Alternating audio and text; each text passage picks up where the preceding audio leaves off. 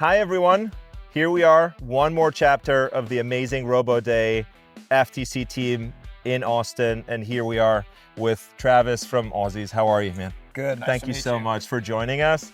Basing your company from a traditional technology, looking into a new market, and then developing new products. Tell me, how is that done? How did you do that? That's a great question. So for years, we had the most custom equipment on the job site. So we make our own big track, big horsepower equipment. It shows up, everybody stares at it because everyone's ever seen it before. And the EPC started to come to us and say, hey, we have these other problems going on. And at that time, we were manufacturing a vacuum pipe lifting device. So we're like, okay, we can just scale this down. We can get a lot of feedback. We can create a data logging system for it.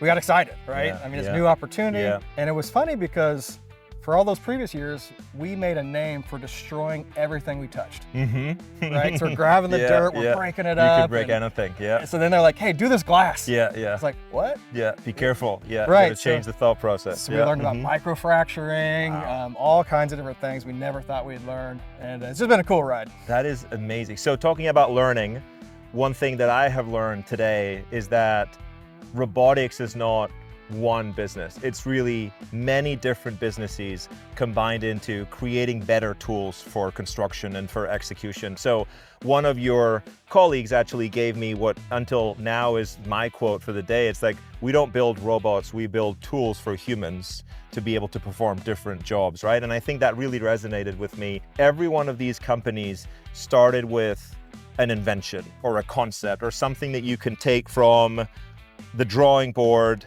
into execution. Two questions. One, give me some data points. Like you guys, I think like FTC, we have great constructability, we have less tooling, we have less complexity, and we tell our partners, you can install modules 30% faster with our hooking sync clip system than other competitors.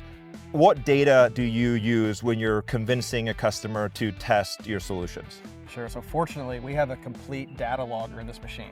So we know exactly how many modules were installed that day.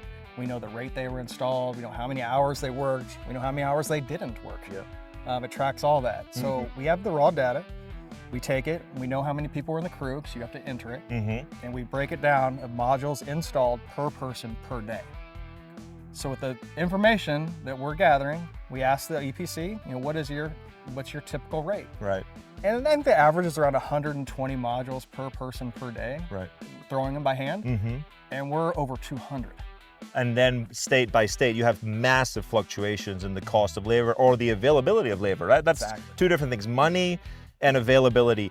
Tell me more about how do you look at the US? Is it one market? Is it a dozen markets? How are you thinking about your go-to-market and your key customers? So we look at it, I look at it, I guess, as almost two markets. You have your union market labor force, and then you have your non-union. But then I'd say the third market is our international business.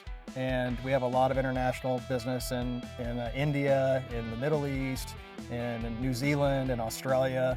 The UK has some, and we had some in South America for a while. And culturally, every market's different. I'm sure you know this. Yes. I mean, I'm sure you know. You're totally right. And I think it's fascinating to see how one solution you can adapt or customize for different markets because they're worried about different things. Some places it's just pure price. Some places it's a lot of safety and a lot of certification and a lot of fact checking. Travis, I think number one thing I wanted to say was thank you. Thank you for bringing your team. Thank you for bringing your equipment. The feedback from everybody has been amazing and we couldn't have done this without you guys, so thank you.